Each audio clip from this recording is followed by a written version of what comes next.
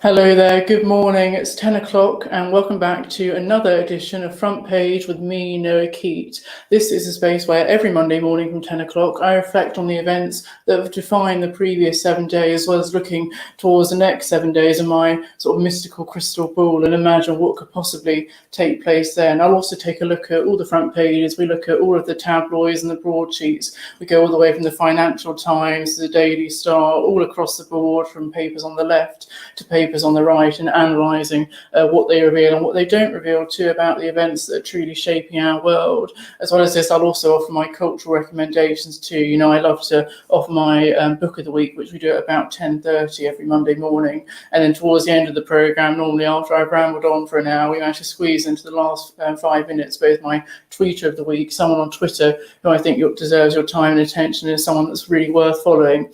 And I also squeeze in my podcasts a week because, as you know, I love to listen to a podcast. And it's one of the things I really missed since being in lockdown. I do listen to podcasts, but it was always something I'd listen to sort of when I was doing a chore, if I was going shopping at university at Cannon Park, or if when I'm back in Cambridge, I was going for a walk into town, having a day to myself in town, exploring bookshops, charity shops, and just sitting by the River Cam. I normally have my headphones in, be extra attentive because I'm hearing impaired, but looking at the environment, enjoying the hustle and bustle of other people, but enjoying a podcast too. So it has been harder not necessarily having that, but I'm still listening to them, so that'll be part of the recommendations.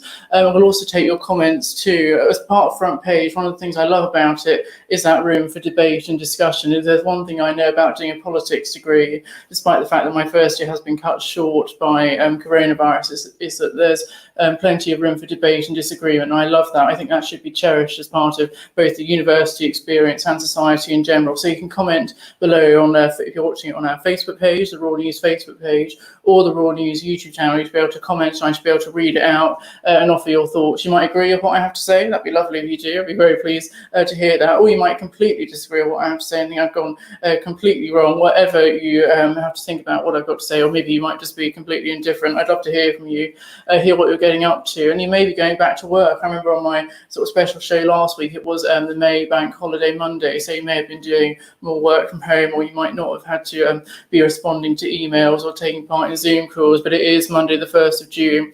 Already, can you believe we're at June? So there's been 5 months of 2020, and what a 5 months it's been. I remember I talked in the first ever edition of Front Page I did at the end of April about what a remarkable time it had been, and that 2020 was meant to be that sense of renewal and optimism. You know, we come to the end of a decade, and whether you liked Boris Johnson or not, he was clearly going to be governing for the next 4 years. And it was seen that 2020, even though time, I think, sort of, made up and socially constructed by humans to try and find some order in a chaotic world, it was the idea that the 2020s would be something new and optimistic. And well, that really hasn't been the case for all sorts of reasons. I'm going to discuss plenty of topics today. They're not going to be easy topics. They're not going to be nice, gentle topics. But I don't think that's what this show should be about. I don't like to just promote ignorance and make things sound fine where they're not, because they really aren't. I think it's important that we discuss them. And while we can't come up with all the answers, and either we can't do it or any national broadcaster can't do it, I think just to bring those topics into the discussion is the most important thing, and at least begin a conversation, even if we can't finish it. And we shouldn't finish it. There should always be room this year and in future years for plenty of development and discussion. So I really hope you can be a part of that by commenting along. I'd love to hear what you have to say as I go through that when we're looking at the papers and the cultural recommendations too. So it is 3 minutes past 10. Good morning to you. If you've woken up especially early for this, thank you so much. And I wanted to begin my reflections today by talking about a topic that interests me a lot. If you've listened to previous editions of Front Page, and if you have, thank you so much for sticking with me over the last few episodes. It's really lovely to have your company, a real honour. You'll know that one of my favourite things to do is to be on Twitter when I'm not hosting this. If you follow me on Twitter, and again, thanks for following me, you know that I post quite a bit, whether it's to promote articles I've written or just to offer my thoughts that spring to mind. It's not necessarily the most professional Twitter page in the world, but it's something that I love dearly. And I'm trying to think about why I do love it. I've had it for nearly 6 years this June. There have been times where I've taken time off Twitter, maybe for exams, maybe I just, sometimes in days I try to spend sort of 8 hours off social media where I don't look at the news at all, and it makes me enjoy it a lot more if I come to Twitter having not seen it for 9 or 10 hours. And I think I love it so much because of the instantaneous nature of it. I do have quite a short attention span, and while I've been able to sort of suppress that for exam revision, and it meant I got through my GCSEs and A levels, I am sort of I like to see new things. I think it's part of being very nosy, and Twitter allows that. Every time you click the homepage button, I follow nearly 2,000 people, so quite excessive. Every time you click it, there are always new tweets and new things that people have to say, whether it's about news or something amusing. And now I find it can be a really sort of awful place at times when people just hurl abuse at each other and are just sort of incapable of having some kind of reasoned political discussions where they can, debate strongly and fiercely, but do so in a reasonable manner. But also I think Twitter can be sort of a really funny and joyous place in a way of bringing people together. And possibly the one person that most people might know being on Twitter is that of, yes, President Donald Trump of the United States of America, because I think we can all safely say that he really is the first Twitter president. I don't know if George Bush had a Twitter account. He stopped being president in January 2009, so Twitter was sort of more in its early days there. He may have tweeted then, but I doubt it. I'm sure that Barack Obama did tweet during his presidency, but his tweets probably would have been very serious and thought through and carefully examined by him and his team before going out to the public. But for Donald Trump, it is, of course, the complete opposite. He just tweets whatever comes into his head, and that is sort of scary for us all when you think of the economic implications, the security implications of the President of the United States just tweeting whatever they like. That is slightly terrifying. And I think it's all to do with his background. He was a reality TV presenter. He presented The Apprentice US style. He was known for Trump Towers, sort of somewhat helping to rebuild New York in the 1970s and 1980s when it was undergoing serious economic damage. So he was known for that. And in that sense, he never really had accountability while he was reliant on good viewing figures and people tuning into his show. He never held any real power. He held lots of financial power, but in terms of political power, that's severely limited, as he discovered when he sort of may have thought about running for the presidency previously.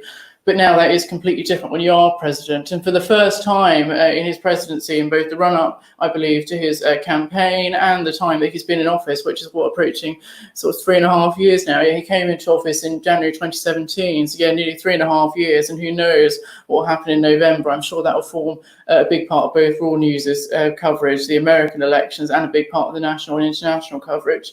And because I realise it's an event that we cover so strongly, the American elections, who is the president? I remember appearing as a guest on an episode of Insight back in February, I believe it was, back when we were in the studio in Warwick and coronavirus was around, but not as severe. We were talking about the Irish elections that had just taken place. Interesting, in Ireland, Leo Varadkar is still in office despite having not done particularly well. But anyway, I digress. And we talked about, in relation to the Irish elections, why they're covered so much less than the American elections when Ireland is so near. And I think it's because what happens in America really does impact the rest of the world. They are the world leaders. But for the first time in Donald Trump's presidency, I believe that Twitter censored one of his tweets where it wasn't impossible to read, but you had to click a link, and they said, basically it glorifies violence. And in another tweet of his, they talked about how it was sort of factually incorrect. So in a way, they were censoring what they had to say. Now, in response to this, President Trump was not happy at all. I believe he signed an executive order that would make it almost harder for Twitter to defend themselves against lawsuits. All sounds very sort of American law and order. And the way it currently works for Twitter is at the moment they're seen as a platform. So they're a space that people can, sign up, make an account, whether they're a Russian bot with 8 digits at the end of their name or a real human being. They can sign up and say what they like.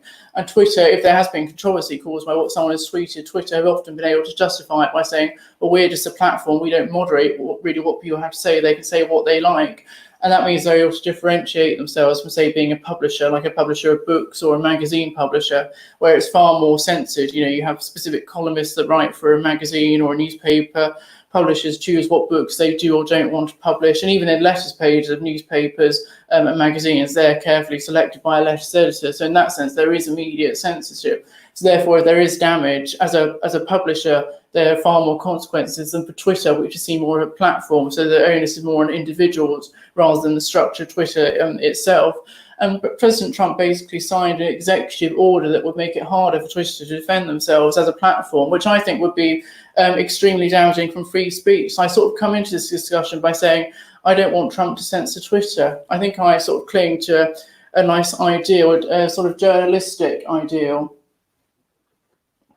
Always got some tea. And as I said before, and I think in the bank holiday episode, if you're ever feeling down, if you're ever feeling low, and there's plenty of reason to feel that way this week, given what's happened. Tea, certainly can't solve everything, but it can lead you on the road to feeling slightly better.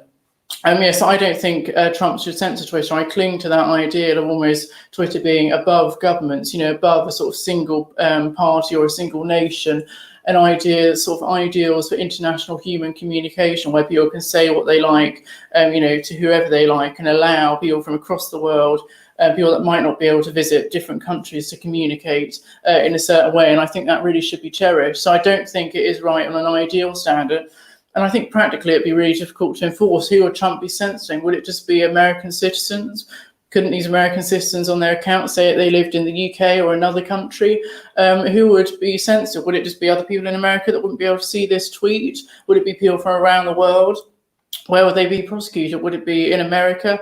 Would it be in the country in which they wrote the tweet? How would it be policed? Would they be, censoring people that were writing in other countries critical things about President Trump? And it's really unclear. And also, what would the censorship be for? Would it be for criticism of President Trump? He's made it far trickier by sort of inadvertently censoring what they can promote. So I think on a practical level, it is a really dangerous idea. But, and it's a big but here, I don't think Twitter should censor Trump either.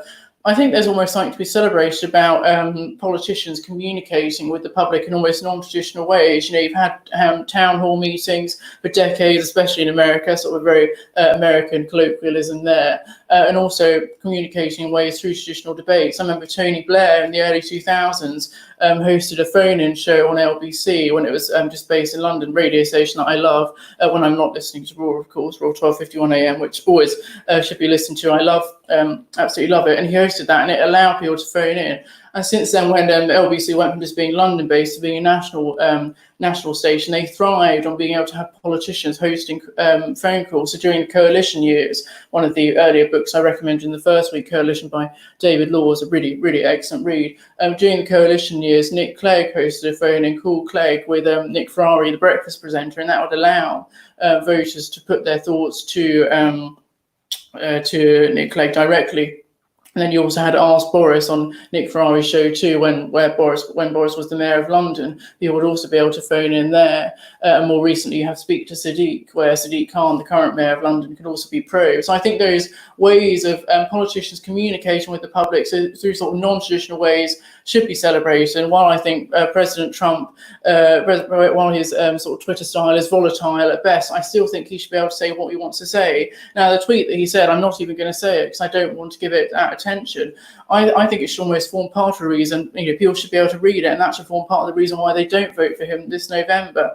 I think it is often too simplistic to say people are swayed by what they read off Facebook or Twitter, and that decides how they vote in general elections. I think that's almost too deterministic to say people are they don't have their own agency and they're reliant on sort of external sources, external social media companies that shape all their thoughts. I don't agree with that perspective.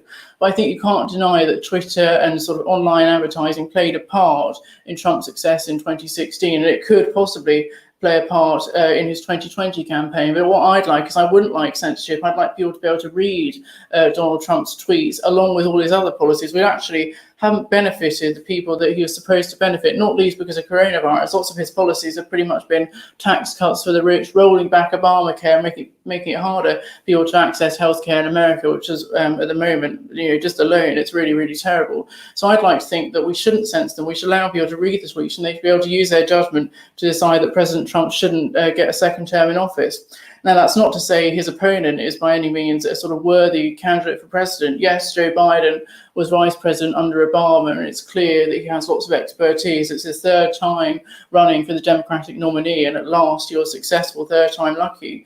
But you mustn't forget that he is facing an alleged sexual allegation of sexual assault. Let me rephrase that, from the 1990s. And so that deserves to be investigated. I believe in the presumption of innocence, but it's clear that needs to be looked at and examined to see, what happened. And if it did happen, did the Democrats replace him? I don't know. We need some more clarity on the procedure. So I'm not a fan of either Trump or his opponent, Joe Biden. I don't think they're a particularly good array of Democratic candidates anyway when the nominees were going on. It's sort of a relief for them that they'd almost decided their candidate, that Joe Biden was definitely going to be the candidate before the worst of coronavirus hit America. So it's not like primaries had to be significantly delayed because there was no sort of competition. It was definitely going to be Joe Biden. So what I say is Trump definitely shouldn't censor Twitter or actually any other social media platforms. It sort of appeals to the instinctive libertarianism within me that I want people to be able to look at these platforms and form their own opinions. But at the same time, I don't want Twitter to censor Trump either. I almost don't mind whether it's an elected politician or an unelected, tech giant. I want neither of them to censor what we can or can't see. I'd love, I have that faith in the public being able to use their judgment, and I really hope they'd use it to decide that Donald Trump should not be president from November 2020. That is, if the 2020 election goes ahead. While there's nothing in the Constitution about delaying elections, it does, we just don't know what the implications of coronavirus, whether it will still be affecting America that much by November, and that could severely disenfranchise people if they feel they're unable to go out and vote in person because they worry about catching the pandemic. So it's really worrying, really volatile time in America, and I think we have to defend Twitter, much as it is often. It can be an awful place. I do think it can be a great place, and I'd like it to be a part of, but not the whole thing, that American voters use, hopefully, in my view, to decide that President Trump shouldn't be deserving of a second term. Now, also, you've been commenting along. I'd love to see this. Frosty TV is here. Brilliant. Hello, Frosty, saying that Trump is saying he's protecting traditional conservative free speech. Well, yes, he's very selective in the free speech that Trump does defend. It's very easy to defend the thoughts and opinions that we already agree with, because it's like, well, we say that, so therefore other people that say that who agree with us should be allowed to say that. And that's where the difficulty of freedom of speech comes in, and that's why it's so essential to protect the speech of those that we wholeheartedly disagree with. Frosty TV says that censoring Trump is not the way of doing things. Thank you very much. Good morning from Alex Elbro. Hello, morning, Alex. Hope you're keeping well. And Frosty TV saying that he loves LBC, and that apparently Nigel Farage on LBC is a blast. Well, he's not my favourite presenter there. I can think of plenty that I prefer before listening to him every evening. Johnny Jenkins commenting along. Hello, good to see you there, Johnny, saying that he's loving Coalition and can't put it down. Well, it really is a great read, and as I said, it's about 600, 700 pages, so it's a long read, but it's so comprehensive. And it's so easy to forget the coalition years of 2010 to 2015 when you think of everything that's happened since. And I think it was a really important book for me because I started getting interested in politics after the coalitions, when David Cameron temporarily had a full majority. So it was important for me to understand my sort of recent political history that was there, and understand what came before, and the ideas of austerity, the London riots, awful budgets that have completely not gone to plan, foreign policy interventions, and that relationship between David Cameron and Nick Clegg, because it was a significant government. While it's easy to forget it, we should remember the importance it has. Now we're going to take a first look at the national front pages. As you know, the BBC page, their blog, where they put the papers on, it's so helpful for seeing all the main headlines. And the Guardian today, they've got Saddle Up, a guide for first-time cyclists. Well, it's interesting that they've chosen to focus on cyclists, because I think people, certainly in terms of transport, as they do begin to commute back into their offices, will be sort of averse to using public transport. And that's sort of very worrying for someone like me. At the moment, I have no intention of learning to drive, and I aspire not to be able to not drive in the future. It just seems sort of too stressful, too costly. I don't know, maybe you're a driver and you disagree with me. I'd love to hear from you whether you think it is learning to drive. I just almost don't trust myself in being able to handle how many sort of tons of metal it is, and massive engine that could possibly explode. So it's interesting that the Guardian have chosen to look at cycling, the value of cycling. I'm a big fan of walking, but I do want to defend, buses, trains, trams, and coaches as a part of people being able to commute to work. I think if we resort simply just to using cars and cyclists, it could sort of both weaken our social connections with one another, but also be very excluding to those that don't use either of those. Jeremy Vine there saying that the perils of broadcasting in a pandemic. Jeremy Vine, of course, he does his Channel 5 show, which is on air at this very moment, but of course you're watching Front Page, not Jeremy Vine on Channel 5. And he also hosts a lunchtime show on Radio 2. Interesting, I don't know whether he's broadcasting from home or in the studio, but I was listening to the Today programme this morning, and they were doing an interview with Alok Sharma, the business secretary, and let's just say his Skype call, or I think at least it was Skype, it reminded me of that alarm. It kept going off about 3 times during the interview, but they carried on, the show went on. Whatever happened, they weren't put off. Martha Carney kept interviewing him, and they got to the end of the interview. So I thought, good on them for carrying on. It showed some great gusto and great spirits. And the Guardian, their main headline, saying that 1 million children set to stay off school today amid safety fears. according to their education editor, Richard Adams, 1 million children in England, which is half those that are expected to return, are likely to stay at home today rather than go back to school because parents, councils and teachers are sceptical of the government's assurances over their safety. Now, this is interesting. It's a big day today, for reception year 1s and year 6 in primary school, and for secondary school year 10s and 12s being able to go back to school. And we've talked about it before on previous editions of Front Page as June the 1st being an important day when individuals would return to work. Now, I must say, I don't have children. In case you weren't aware, I don't want children either in the future, but if I did have children, I would, and they were in the eligible year groups, I personally would send them back. I would be willing to take that risk of them being, children being far less likely both to catch the pandemic and pass it on to someone else. So personally, I think for the importance, just sort of as education as an end in itself, and then being able to mingle, well, not really mingle, because there'd be lots of social distancing measures in school, but being able to see their friends and communicate with other people, I personally would be willing to take that risk, because I recognise that the summer holidays are about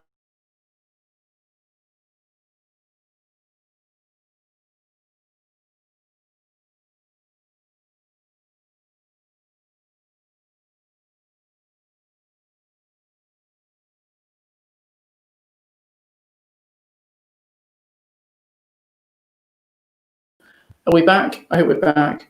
Right, I hope we're there. Sorry about that, folks. It happens. The show, it's funny that I was talking about the Skype call just as this internet connection may have gone slightly dodgy, but I think we're here. I hope you can see me and hear me. I was just too busy. I saw the internet connection going up and down. I thought, oh God, we're having one of those moments. But we're going to carry on. We're going to get to the end of the show. I had a fly this morning as I was setting up the show, and that was sort of buzzing around everywhere, but I thought I'm not going to come off air, whatever happens. Then I temporarily logged into the StreamYard software that we use for running this, the Raw News. It's sort of very brilliant, very technical, and I don't know how the other shows do it, where they have guests on and they put them on full screen, and then it's all 6 of them. I can barely just do it with me by myself. Let alone all of them. So, okay. Oh, Johnny Jenkins says we can hear and see you. That's great. We're back. So technology failures potentially, but we're going to stay on air for hopefully the whole hour. So back to what I was saying about The Guardian, saying that experts warn over the easing of lockdown. And again, I think we have to remember that we're technically not out of lockdown yet. Yes, you can meet with 6 or 5 other people. Yes, children are going back to school. Yes, you can go shopping, but some non-essential shops are not going to open for another 2 weeks. I think it would be unwise to say that we're fully out of lockdown. But apparently senior public health officials made a plea for ministers to scrap today's easing of the lockdown when it's clearly taken place. I think they're going to have to sort of take that judgment and take that risk that the number of new cases could go up. I was very depressed to see on the BBC a few days ago that schools in South Korea, which had reopened, have had to close their doors again because the number of new cases had increased, and they decided that schools were going to shut again. So just as, pupils, South Korea, which was deemed to have done quite well because they had an effective track and trace, T's in those order, they had quite an effective system in terms of managing the coronavirus. They've been able to reopen schools, and they suddenly had to shut them again. So that was a real shame, and that is the potential worrying risk that could happen in the UK. But at the same time, I think education should be really valued. And then a really powerful photo on The Guardian's front page of an individual kneeling, wearing a mask in front of police that have got what looks like to me guns, handcuffs, all sorts of weapons, saying a wave of fury across the US as the police and protesters clash. And that's a topic I'm going to come on to after we've done this first look at the papers, because I think it's something that has to be discussed. However uncomfortable we find it, it's something that simply can't be brushed under the carpet. It needs full addressing. Really powerful photo saying one protester took the knee in front of officers in San Jose, California, and that was despite the killing of George Floyd, the murder of George Floyd taking place in Minneapolis in the state of Minnesota. So really across the United States and across the world, protests taking place. Daily Mirror this morning, they got a racing pull-out with a free £5 bet. I'm not into betting at all. I think the last time we did betting was when I was, sort of 10 or 11. There was like a lottery draw that was hundreds of millions of pounds when you sort of bet, and we got a little bit of money back, but I'm not into betting at all. Racing starting again. And of course the Cheltenham races at the end in the middle of March, that was seen as a very sort of costly period of time, and that potentially should have been cancelled because you had a massive large gathering, and that potentially could have increased the spread of COVID. The Queen riding again on a horse, and Charles apparently has a fitness plan. Good for him. He was on Classic FM last week. Big fan of Prince Charles. Big fan of his. He's a big fan of classical music, so he did some special shows there, which I'm sure people would have really enjoyed in lockdown if they're into that sort of thing. The main headline of the Daily Mirror, which says that they're the heart of Britain, is a point of no return, with 1 million kids due to go back to school today will be kept off. Because a study apparently has revealed, according to Pippa Carrera, who broke that sort of extraordinary story on Dominic Cummings last week, which I think has really sort of gone away, that story, but she broke that political editor of the Daily Mirror. According to her story, or the study, it reveals 46% of families will keep their eligible children at home, and people shielding apparently are cleared to go out today. But scientists fear that we're going sort of too fast in ways that we should be taking it in stages more slowly. And we have sort of been, taking in stages. I saw on the BBC Dominic Raab, the Foreign Secretary, saying that we're moving from phase 4 to phase 3, gradually transitioning to it. Now, phase 3 is sort of the medium phase when you go from 1 to 5, and it's showing that coronavirus is still very much there, but it's not as significant as it was. So there needs to, I think, be a real assessment of how we approach this and the decisions that we take. Daily Telegraph today, they go, despite being on the complete opposite side of the political spectrum, they go with the same photo of the Queen riding her horse. She's back in the saddle, apparently. And sport is also back. Now, as you might be aware, I hardly ever follow sport at all. I sort of have no interest or understanding of it. But I was pleased to discover that the Tour de France has only been delayed to the end of August and sort of start of September, fingers crossed, rather than fully cancelled, because the Tour de France, along with Wimbledon, they're the two sporting events I'd actually bother to invest time in. So I was pleased to see that had just been delayed. The Daily Telegraph also report on summer schools apparently will be needed for pupils. So it's as children return to classrooms. A plan emerges to help the vulnerable catch up. And there was this real debate over whether now we've had sort of 8 to 10 weeks off school, children have had all this time off school. Of course, it'll be longer. For those of you who are also Warwick like me, we're going to have such a long time off from the middle of March to the start of September, more like 6 months off. But this idea of really vulnerable people in school using those 6 weeks during the summer holidays, so from the end of July towards the start of September, using that time to catch up on teaching. And I can understand why this would happen, but I also think you have to remember some teachers have not had a holiday. They were working through the Easter holidays. They've been there in school to help out vulnerable children. So I think it would be simplistic to say that just because pupils have had time off since March, that teachers have, that really hasn't been the case. Apparently, according to a minister, singing hymns could spread coronavirus. Oh dear. Well, I do like it. I'm a complete atheist, but I do like some church hymns, but I won't be singing them. As long as you sing them by yourself, I think you should be fine. Apparently, ministers are also facing a revolt over quarantine plans. According to a Home Affairs editor of the Daily Telegraph, the government's quarantine plans face a Tory revolt. And it's interesting, we look back to the days where Brexit was the most important issue and everything was on a knife edge. You had revolt and defeat, one rebellion after the next, and it was sort of a completely different time. And part of that excitement came down to the fact we were in a hung parliament between 2017 and 2019, and that simply isn't the case now. The government have a majority of 80, so you could have many people rebelling, and it simply just wouldn't make a difference. You'd have to have a huge backbench rebellion. And of course, if you rebel, you do face the consequence of being deselected by your party and unable to stand again at the next election. So I think even though there could be a revolt, it probably won't be sizable enough to actually defeat the government, because that majority of 80, whatever weaknesses Boris Johnson has faced during the pandemic, that is with him until May 2024. So he's almost got that to enjoy, and people can present all the opposition they like. Of course, opposition from Parliament, from MPs, from select committees, the media is vital. But ultimately, I think he's stuck in place. I think we're in for a 4.5-year parliament with no election until 2024. But when we go for an election, an inevitable election, 2021, you can come back and tell me I got it completely wrong. I'd be happy to accept that.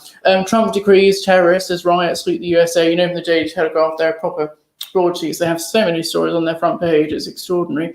So he's called them terrorists. Donald Trump vowed to designate the left-wing group Antifa a terrorist organisation, something I'm also going to come on to in a bit after I finish reviewing them, something that really needs discussion and scrutiny. And apparently testing capacity has hit its target of 200,000, so 200,000 tests per day. Though, of course, as we spoke about before, there's a real difference between the capacity to test 200,000 people and actually testing 200,000 people. There's a real distinction between the two, which I think needs to be made clear. Labour whip resigns. Rosie Duffield, who was a Labour whip, resigned after she met her partner during the lockdown yesterday. I think that was a story broken by the Mail on Sunday. and some other stories about gold and other issues that don't look as interesting. But I want to come on to, just look at your other comments. Johnny Jenkins says he failed his driving test 3 times before passing. He sounds like Michael Gove, but he now loves driving. Oh, that's brilliant to hear. Yes, I think Michael Gove said that he apparently failed his driving test 7 times. If it was slightly less than that, I do apologise, Mr. Gove. And Frosty TV talking about protesting and other bits, which is something I'm going to come on to. Jeremy Vine apparently is going in from the studio. You have a real mixture. Some presenters like Ian Dale, who presents the evening show on LBC, he's been broadcasting from home. I think he said from his bedroom since the middle of March for about 70 days, and it still sounds, the sound quality is fine. It's almost no difference apart from the fact you can't see him, because LBC, despite being a radio station, it's very much about the visual aspect of it too. Johnny Jenkins saying we can hear and see you. Yes, thank you for sticking with me during the technical hitch. I looked at the screen where I can normally see my face. It was just a black screen with a whirring white circle, which is normally I just see it as the circle of doom. But no, we're not going to be taken off air. Whatever happens, we're going to carry on until 11 o'clock, or not. I would say even longer. But no, we're going to behave ourselves. We're only on for the hour. But I want to come to the topic that I think is going to be an uncomfortable and horrific topic to talk about, and that is the murder of George Floyd in Minnesota a week ago today. Actually, it was Monday evening. And it was all based on reports that he had apparently, not that it even matters at all, used a counterfeit $20 note to buy something from a grocery store. The police arrived, and then one police officer, who I'm not even going to name because I don't want to give them that attention, put their knee on his neck for 9 minutes, and he was killed. It was murder. Thank goodness someone was recording it. That police officer, I think all 4 police officers that were there or in the area have now been fired. That police officer now has been charged with murder and manslaughter and is going to appear in court today. And it is just truly horrific to witness, truly awful that you think in modern day America, which is meant to be the beacon of freedom, leading the free world, that things like this should continue to happen. But of course, George Floyd was one person of many that this has happened to over years, over decades, and it's just absolutely, awful and horrific to read about. And it can lead to sort of feeling very defeatist, as though, what can we do about it? I want us to trust police. I want to see the police as people that, that protect the streets and that are there in the community, patrolling the area, both to deter crime from taking place and actually stopping it from happening. But this is just completely the opposite. The police that are there meant to be preventing against crime are the ones committing crimes themselves. And I hope that all 4 of those police officers go to jail for a very, very long time. But they could go to jail, but it's something else that needs to change too. It's a structural approach, just as much as it is about the individual story. We also need a structural to it. Now, I'm all for, detaining potential people, but there are perfectly reasonable ways of doing this without having to resort to putting your knee on someone else's neck. That shouldn't be done in any circumstance at all. And it's done, and the person says they can't breathe, the police officer's knee should be taken off. It's as simple as that. You don't need to have gone through police training. You don't need to have gone through the procedures to understand basic humanity, which this police officer clearly lacked, as did the other police officers who were standing there. And it was up to individuals recording on their phone. As I say, thank goodness they were recording on their phone, and because no doubt that can be used in a trial against the police officer, who were there to say, stop it, check his pulse, and stop putting your knee on his neck. And it makes me angry. If it makes me angry and me frustrated, imagine how it makes other people, those who are in America, feel. And as I say, restraining people, it was clear this individual was causing no harm to anyone else or any of the police officers. He was just there, a perfectly reasonable way to restrain someone or get them in a car if they need to be taken to a police station without having to resort to that. And it's just it's bizarre and mind-blowing that something like that should be happening, and how we can allow it to happen in modern day America. And this, unsurprisingly, has led to many protests, both in America, you had that in Minnesota, and as I said, there was one in California, but all across America, protests have rightly been taking place, and actually across the world too. You had yesterday in the UK protests taking place in London outside the American Embassy, which I must say, American Embassy, beautiful building, apparently surrounded by a moat, but lots of respectful protests taking there, people walking down streets from Trafalgar Square, even though obviously it happened in a different country, still witnessing and presenting their solidarity to the area. I have a relative that's currently in New Zealand, and she said that there had been a protest in Auckland there, so it's clear that across the world this desire for equality, because at the end of the day, that's what it is. I believe in the importance of law. I'm not an anarchist. I don't believe that there shouldn't be a government, that people should be left to do what they like. I think that would lead to an absolute disaster. Anarchy, in my view, is not the answer at all.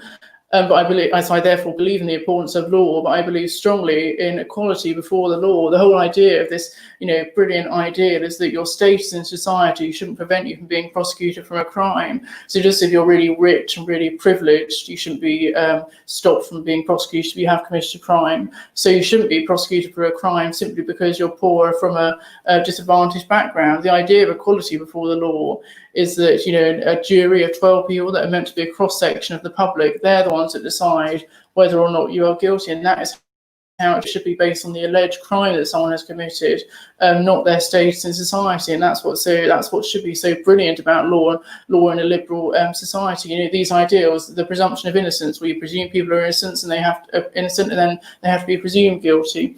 The right to silence, the idea that if someone doesn't want to speak, they don't have to speak. The right that someone should have access to legal aid. They should have a lawyer that understands the procedure and is able to defend them within a court against the prosecution. Because let us not forget, the prosecution of a state, they have the whole weight and body of the state behind them. They have the power. So it's just right that an individual should be able to have access to legal counsel too, in case, they could be innocent. That's the whole point. They could be innocent and they have to be proved guilty if they are. And it's all these ideals of the fair jury trial, where personally I believe that jury trial should have to reach a unanimous verdict. There has been a growth in the trend of majority verdicts, where, say, if 10 people believe an individual is guilty and 2 people believe that the person is innocent, they're declared guilty. In my opinion, it should be unanimous. I think it's all beyond reasonable doubt. And if 2 people have reasonable doubt, then that suggests they don't warrant to be declared guilty for a crime. So it's these ideals I think people are striving for and want to celebrate and want to be enshrined. Well, even if they are enshrined in law, they're not being enforced for everyone, and it is absolutely disgusting that this is happening in America, a country I hope to visit many, many times in the future. I'd love to ideally visit every single state, not particularly at the moment while President Trump is in charge. I've got no desire to go there now, not least because of the coronavirus pandemic too, but it is absolutely appalling. And so you've seen many, many protests. There was a CNN reporter covering a protest who was black, and they were arrested by police live on air as they were covering the protest. And again, that was an absolute disgrace, both the sort of moral part of me and the journalistic part of me. I'm an aspiring journalist, long way to go there, but I want to be on that journey towards it. They were arrested live on air. And they weren't doing anything of any harm. They were simply reporting what was going on behind them to their viewers. They were there peacefully. I imagine they probably had a part of their outfit that said press. You often see that in war zones, so that the fighters are able to distinguish between, who's press and who is supposedly the enemy. And they were arrested too, and it has been absolutely horrific. And as well as that, I'm a big fan of peaceful protests. You have people lying on the ground in Colorado saying we can't breathe, and such a powerful statement of rows and rows of people, hundreds of thousands of people all there to protest. You have people raising their fists in solidarity, remembering the name of George Floyd who'd been killed. A really sort of powerful statement that means people simply aren't able to forget who this individual was, and that is so important. We have also had violent protests too. There have been looting of stores. There have been attacks between the police and individuals, not least when the police have, used tear gas or batons or violent methods against individuals. There have been, you've seen videos and images of Twitter of individuals committing these crimes, as well as the police committing crimes against them. And I spoke before about, my love for Twitter, but I think most stories should be led. If you want to go for your news, you should go to reputable news sources. I think one thing I forgot to say about Twitter is that we have to remember that it's an opinion-led site. We shouldn't see it as somewhere for facts. I'm as much a fan of objective truth as the next person, but fundamentally, Twitter is a place for opinions rather than facts. So generally, if you want your news, go for other sites, not Twitter. But having said that, for something like a protest where it's ongoing hour by hour, half an hour by half an hour, it's very much based on Twitter. You'll have individuals taking photos, reporting what they see. And you can follow live blogs on, say, The Guardian or The Telegraph, but there are probably lots of their posts will be reposting what they've seen from a Twitter image. And you've had sort of police cars running over people in New York. You had violence from the police against individuals. And therefore, individuals are retaliated. I'm not normally a fan of violence at all, but I think it was an interesting tweet from Fox used to be a Brexit Party MEP, saying it's almost this sense of blind rage that people feel, and that whatever they've tried before in the past, people simply aren't listening, and they feel they have no agency or power. So it's a very sort of nihilistic view of the world, like it almost has no purpose and you can't do anything about it. So your only way of getting attention is by resorting to violence. And while I don't condone violence, I can understand that sort of ideology behind it, where you feel time after time, repetition after repetition, you just simply want equality, where, skin color, it doesn't determine your success in life. What determines your success in life is your character and your ability to work hard. That's all they want. We should all want those things. Anyone sort of sane should desire that. So I can understand that sense of enragement and despair that people feel has led them to commit looting acts. So in response to this, Donald Trump, as I think Frosty TV said, apparently the US President Donald Trump said he's going to make Antifa, which stands for anti-fascism, they're going to designate them a terrorist organisation, therefore make it illegal. But from what people are telling me about that, well, it's not really an organisation. It's sort of, it's not even really a group of people. It's just different individuals with their own thoughts on the world and their willingness to be against, racism and white supremacy, as we should all be against anyone, you think anyone normal would be against those things. And so it's very worrying to have such a wise, sweeping definition of what terrorism could be, because it can mean simply by going on a protest with a placard, perfectly peacefully shouting away but not causing harm to anyone else, just by protesting that, you could potentially be deemed a terrorist and therefore outlawed and therefore thrown in jail. So I think the whole idea of freedom of association, freedom of speech, the freedom to hold whatever ideology one wants to hold, that is really worrying. And again, Trump announced this via Twitter instead of even giving a press conference where he was able to justify his statement, much as I completely disagree with it. He did it again via Twitter, which I think is extraordinary and really damaging. And we must be willing to be against this. It happened in the UK too. We saw the inability of the police in the 1990s to successfully prosecute the murderers of Stephen Lawrence from 1993. Lots of documentaries made about that, and it took years after years. And I might be incorrect here, but I think even then they only managed to get 2 out of the 5 individuals that killed him to go into jail, which is truly, truly appalling. And so it's something that requires discussion. It's not a comfortable topic. I like this show normally to be a gentle start to the week and a gentle easing into June, but I thought this has so dominated the news over last week. I regret it more. I'd rather talk about it more and maybe get some things wrong, make some slip-ups and make some errors, than to not talk about it at all. I'd regret that far more. So I know it may have been uncomfortable. I think what our lack of comfort is nothing compared to what people are going through who are in America, across the world, having to live their every life. And as I said earlier, this discussion, it can't solve the problem, but we at least need to raise it, and it needs to form part of the policy debate, both in and out of when Black Lives Matter is trending as a topic, because they should matter, every day. It should matter, always matter. Now, can you believe it? It's 10:41 already. Gosh, 10:41. We're over halfway through the show, and thank you so much for sticking with us. You're watching or maybe listening, because you might be drinking tea and not looking at the screen, or you might be busy looking at emails, but you're watching or listening to Front Page with me, Noah Keate, on the Raw News Facebook page or YouTube channel. Thank you so much for your comments. It's brilliant to see them. So what have we got to say? Frosty TV says that protesting and injustice is commendable, but looting unassociated businesses is a crime. Well, yes, I wonder how much of it is sort of a wider movement that's against the government or against capitalism as an I think for any sort of legitimate protest, there'll always be individuals that use it as a way to, commit crimes and steal things that just sort of have nothing to do with the injustice that's being perpetuated. Hannah Keate says she's watching, so thank you very much for tuning in. And the CMP movies agrees. He says that he or she or they says that Antifa can't be described as a group, and that most police in America aren't from their communities, they're commuters. Well, that is interesting if they're commuting from an area further away, because I sort of do take a view of the police officers that they should sort of be within the area, and you'd like them to be integrated. Often you only see sort of police in the UK in their cars rushing to the scene of a crime after it's taken place, and the whole notion of police patrolling the streets on foot just as a presence there, both to be aware of the community and to stop crime taking place, something that I think celebrated. Now I want to come to my book of the week this week, and it is British on Race, Identity and Belonging by the journalist and columnist Afua Hirsch. So Afua, I think, used to work at Sky News and is now a columnist for The Guardian. And she wrote this book, published it in 2018. And I remember this very well because it was a book I was reading when I visited Warwick University for the first time in June 2018 on an open day. Now, I didn't read it during the open day. That would have been, that would have meant I wasn't paying attention to the course and what was going on. But I remember queuing to get on the coach, to get back to the car park, to get back home. We had a long queue we were near Roots grocery store and going down to the piazza. And while we were queuing, I was reading away this book. So it has sort of links to Warwick University quite a lot for me when I saw it the first time. And it's a really excellent book. It's sort of a mixture of a personal memoir, but also a broader exploration of society. And I think lots of the best books do that are non-fiction. They take their personal story, but also try to relate it to the broader themes of society.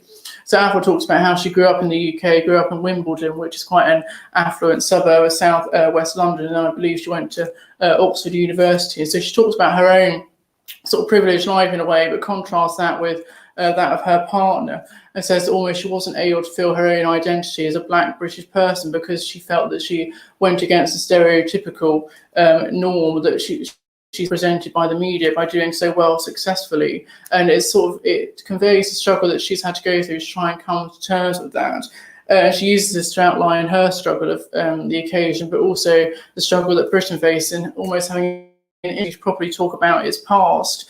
I enjoyed my GCSE history course very, very much. I thought the teachers were excellent, but very little of it was actually about our British past and understanding the British Empire. And helpful it really was. I remember we looked at, what did we look at? Hitler's foreign policy. We looked at the immediate aftermath of the First World War, and we also looked at the Cold War. So it's very much a 20th century account of history rather than going back into the past and how we colonised countries like India, which, with this sort of racist assumption that these countries needed our help in order to flourish and that they were dependent on us rather than being able to govern themselves. We looked at a bit of my A-level politics class about the scramble for Africa and how Western countries almost took over Africa in just this awful way and saw it as a place for them to be advantaged. Truly awful, but actually very little covered within the education system simply to make people aware. And it looks at our sort of, connotations and our way that we think about ethnicity, and it's a really insightful read. It's also enjoyable as well. It's not, you don't have to have a university degree to properly understand it or engage with it. But Afua talks very well about her own experiences, but also that of wider society too. So I remember reading it, I remember leaving it thinking, yes, I've learned a lot more about it. And she says in her book, like what we've talked about today, we're not going to solve the problem, we're not going to finish the discussion, but it can at least be a way of starting the discussion. So I think that's really important. I really would strongly recommend it. Yeah, as I say, now she writes columns for The Guardian newspaper that are always an interesting read. I believe she's also a panellist on The Pledge, which is on Sky News in the evening. I think that may have been cancelled at the moment, coronavirus pandemic, but it's a fantastic show. Look at me, I'm getting into TV reviews as well. But I'll do it just this one week. 5 panelists sit around a table. There's no presenter, and they each choose an issue of the week that's affected them, and then they have an argument about it and say, I disagree with you, I agree with you, and it's a really, really great hour of brilliant panelists, and she's a member of that. So I hope she'll write many more books. I did find this one profoundly interesting and profoundly enlightening. So British on Race, Identity and Belonging by Afua Hirsch, really, really worth your time. And it'll be in paperback by now, so it'll be a lot cheaper than the hardback edition, beautiful though that is. More tea. I believe it's already 13 minutes to 11. Gosh, time goes so quickly. The Metro now. Trump fans, the flames in USA. Free Metro paper, and it's violence. Someone holding a skateboard, lots of fire behind them, with a trolley. Real sort of horrific images. And you think this, must be in some sort of movie. It can't ever be real. But that's the thing. Almost the best movies, the best sort of or films or fictional interpretations of the world are a reflection of what really would happen. And horrific to see, but important that the issue is raised. I'm quite pleased by the papers we've seen so far that they are willing to raise it. Dominic Raab saying targeted measures in regions could squash a second pipe. The main headline, cities may be locked down. Well, I think there always has to be a regional response to solving or trying to end the coronavirus pandemic in the UK. But it's been interesting that London, which we'd have thought was one of the worst affected areas, and it was, they almost have the lowest R rate now, this reproduction rate or reinfection rate, one of the two. They almost have the lowest now compared to places like the northeast and northwest that have been more affected. So I think while there has to be a regional approach, there also has to be a real centralised approach too. The Eye paper has got an interview with Vicky McClure, who was fantastic in Line of Duty, who says she's a normal person in a crazy industry, well, an industry that will have really been affected by the pandemic. And while there'll be plenty of films for 2020, plenty of films and movies and television programs for us to enjoy in 2020, it's 2021 when we're really going to be when they'd be doing the filming now. So I think we're in for a lot of Dad's Army, Mrs. Brown's Boys repeats, which, depending on your taste, will either be a nightmare or an ideal of heaven. The Eye is saying that we can't stay in lockdown forever, with ministers defending the relaxation of rules, but warn of fresh tightening of cases increase. According to paper, lockdowns will be imposed if public abuse their new freedoms. So scientists warning of a critical time, and you have people gathering, and it can look very much on images like people are completely violating the rules, but they might not be. It might be crowded in parks, but it might be a chance where people just communicate that are staying in their groups of 6 and trying to socially distance both within those groups and distancing from other people. And I think that really is important, and I think it will be excellent for people's mental health too, that ideal of communicating with one another. The Sun today saying that racing's back again, and they've got a showbiz exclusive, but I'll leave that to another show, not my area of expertise, saying that as schools open up, we'll meet again.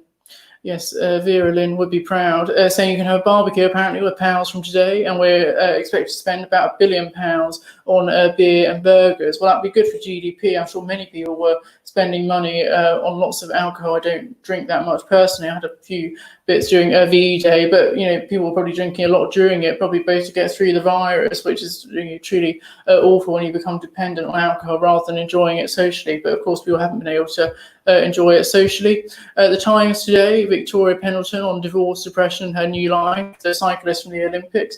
And as I say, Tour de France and Wimbledon, they're the 2 sporting events I really will give time to. And they're saying that quarantine will destroy travel firms, bosses warn. And about Tory MPs joining the aviation industry in backlash. Well, I talked last week, I think, or the week before, about how I thought the pandemic might spell a boom for tourism within the UK, and a place like the Lake District, beautiful Lake District, or Cornwall might really flourish as a result of the pandemic, as people choose to holiday domestically rather than abroad. I did a lot during my childhood, so I've got no problem with that at all. And then Times say about astronauts making history as they board the space station. Apparently, I must confess I have little to no interest in space exploration.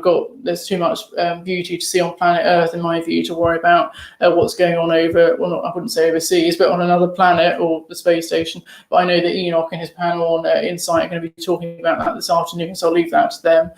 Financial Times today saying the banks fear up to half of 18.5 billion bounce back loans will default. Well, it could be that the economic crisis, which is already terrible, we are already in a recession, both nationally and internationally. It could get even worse. Unrest spreads across US cities, truly awful, but necessary protests and dissent, because if people just went back to their homes, got on with their jobs as usual, then that issue would be pushed to one side, as it has been for tens of years, hundreds of years. So there has to be protest, and it is, I think, brilliant to see. I want to defend protest as a political ideal and a political method. I want to defend it both within the USA and across the world, because it's so needed. Daily Mail today, apparently you could win £10,000. Well, you're certainly going to lose 70p if you buy the Mail. And Dr. Michael Mosley saying how you can combat corona. And 2 million apparently are caught in the COVID cancer backlog, with screening checks, hospital appointments and vital treatment have been lost during the pandemic. Saying that, and according to Sophie Borland, the health editor of the Daily Mail, almost 2.5 million patients have missed out on vital cancer tests and treatment because of the pandemic. I'm sure this was an issue I discussed in the first ever edition of Front Page I hosted, about how the worries for health issues, both probably the health issues and the health effects of catching the coronavirus, but also the non-related COVID issues that have inevitably been pushed to one side and have been slightly neglected as a result of focusing on COVID, which of course is important. But when things like cancer and strokes, their survival from them is so much based on early detection, it should be really worrying. So 2.4 million, that is an astronomical amount, and it's probably going to be even worse given that we live in an aging society. And now possibly my favourite headline of the day, the Daily Star, which it normally is, let's face it, saying that this is apparently a boom time for rats, with millions of randy rodents and running amok.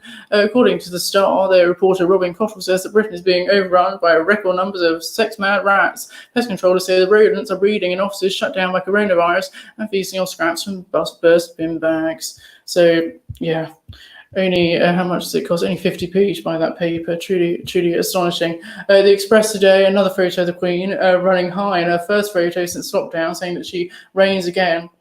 And then a Brexit story, because Brexit could only be absent from front page for so long, saying that apparently Boris is to defy EU Brexit bullies. Brussels is told the talks on a deal will collapse unless they compromise, saying that he's standing defiant, according to Sam Lister, their deputy political editor, and lots of tensions about, reaching a deal, because we have until the 31st December. Interesting point today, saying that I saw from Stephen Bush of the New Statesman, saying that, if we are going to agree an extension to the transition period past the 31st December, a new act has to be written, scrutinised and passed by the end of June, because I think it's the 1st of July that is the deadline for deciding if we want that extension beyond there. Now, I'm sure the government will say we don't want an extension. They'll see that as a sort of violation of their loyalty, supposed loyalty towards the British public. Their mandate, I think, in December was a large part of that was gained on the basis of leaving the European Union. So any sort of extension, I think, even if Leave voters wanted it, I think they'll be so paranoid about it being seen as a betrayal that they won't want to. And so I think that could be really damaging. If they do keep that transition period at the 31st December, well, yes, we may reach a deadline. There'll be a deadline. We may reach a decision be a beneficial or a decision that benefits most people at all. It could be a complete disaster for something that they fudge or something that's brilliant. So we really don't know. And as I say, Brexit really has been pushed to one side by the pandemic. The pandemic makes Brexit look like it's a non-issue at all. And there's some discussion between Frosty TV and the CMP movies about whether Antifa are a terrorist group. Well, I don't think they are, because they're not one united group. They're so broad and so sort of spread over different organisations. The CMP movie says calling Antifa a group is like saying that everybody likes to bake. It's part of a group with a clear structure and leadership. It really isn't. It's different individuals. You have people in Antifa who like to use their peaceful methods with their placards, and yes, people that will enjoy looting and using violent methods. There's a whole variety within any protest group, just like you saw with the miners in the 1980s against their struggles with Mrs. Thatcher. You had miners that used violent methods of protest, as well as those that use more peaceful. So it is a real mixture. Enoch, our fantastic head of news, saying he loves the pledge. I do like the pledge as well. There's a real mix. I love it when they have a massive argument and have a big debate, because they always manage to end it well, partially because they have to come off there at the right time. I don't think it's filmed live, but it's always really amusing. The CMP movie is saying maybe we should declare Mrs. Brown's Boys a terrorist group. Absolutely not. I love Mrs. Brown. I'm proud Mrs. Brown's Boys fan. I love their Christmas specials every year. They don't do new series, but I think the new specials at Christmas, I think it is fantastic. I love both Peep Show and Mrs. Brown's Boys. I think it's perfectly possible to defend both. Now, we've only got 4 minutes to go, can you believe it? It's 10:56. This has turned into more of almost a cultural programme with television discussions, but we have talked about the news. We have talked about news and topics I really wanted to raise. I think that's the most important thing there. Topics I believe needed to enter the public attention. I'm glad that we've been able to raise those. And before I go, my podcast a week is a fantastic File on 4 on BBC Radio 4, which is an excellent current affairs documentary programme. To me, it's the audio version of Panorama, which is a brilliant BBC One long-running documentary programme. And what the brilliance of File on 4 is their ability to cover such a range of issues. I've listened to programmes on care home scandals, on cheating in tennis, maybe Wimbledon or elsewhere, on the ageing populations generally, how we have sustainable energy in the future. And it really is the heart of investigative public broadcast journalism. It is what the BBC should be in informing and entertaining individuals. So what about the Cummings cast? Oh yes, do listen to the Cummings cast if you haven't already. Is really well. I've listened to parts of it, but that was excellent last week when Insight was cancelled. The Cummings cast on Dominic Cummings was a truly remarkable feat put together by Enoch. So well done for that. File on 4, really, really excellent. It is what the BBC should be. I think they're going to have to probably make cuts in the future, but the cuts should not be coming from the news department. I saw a Guardian article, which we didn't fully get round to on Friday, saying they're going to cut local news regions, Inside Out, which is a brilliant regional programme. Why are the BBC doing this? Why are they investing money in music stations, BBC Three, things that are served perfectly, let me speak, by the commercial sector and by global radio stations, Bauer radio stations, plenty of music there. What the BBC do, which other corporations would struggle to do, is that ability to have such international clout to investigate the world, and they do that so brilliantly with File on 4. You leave it feeling enlightened, whether the topic is something I'm directly interested in or not, doesn't matter. It is a truly excellent programme. 37 minutes will just leave you so informed. They're not trying to be popular. They recognise journalism isn't about being popular. People hang up on them, people won't want them to follow. But what really good journalism is publishing things that others would rather remain unpublished, and they're really willing to do that with File on 4. So it is so worth a listen. And as for my tweet of the week, it's a really brilliant journalist at the BBC, Lewis Goodall, who I've had the pleasure of seeing at Warwick when the Warwick Politics Society invited him in for a talk along with some other journalists about how you get into the industry. He's a policy editor at Newsnight. He used to work at Sky News. I've always found his tweets really, really insightful. He'll often present his own analysis, his take on things. He manages to remain impartial, really great at getting stories as well, whether it's his coverage on Newsnight or when he used to be a reporter at Sky News too, understanding things, explaining them in a coherent way, and often offering his take. You know, when he was going on the road during the general election last year, he would talk about his experiences with people, and he always makes it clear that his direct messages are open, so that if people have got a sort of story or experience to report, like teachers, how they're coping with reopening schools, he's willing, he's, you know, being able for individuals to confide in him, report this, and he'll report it to the rest of us. I think Lewis Goodall sort of real epitome of what good journalism should be, and very sort of inspiring too. And I know some people from Raw have done interviews with him, so that's really excellent too. But can you believe it? It's 10:59. That's all we've got time for. We're really glad with the topics we managed to get through. I'm glad that we managed to begin the discussion. Thank you so much for your company. It was brilliant to see so many comments and room for debate and disagreement, because that's what this programme should always be about. We have plenty of that across the station. Make sure you stay tuned to Raw News, because as I say, this afternoon, our brilliant head of news, Enoch, will be hosting Insight. Then we've got the Alternative View tomorrow afternoon with Cam, always worth watch. Friday, the Johnny Jenkins Show and News and Town Comedy Show, which use my logo on their show on Saturday, every Saturday, so that's really worth a watch as well. But thank you so much for watching. I'll be back with you, if not before then, next Monday morning from 10 a.m. So I hope you can join me. Do stay well. Make sure you follow the news, look at the news, question things how they should be. And I really hope, you're keeping well and safe with your family. And just remember that in or out of lockdown, Front Page, it's the place to be. Farewell now.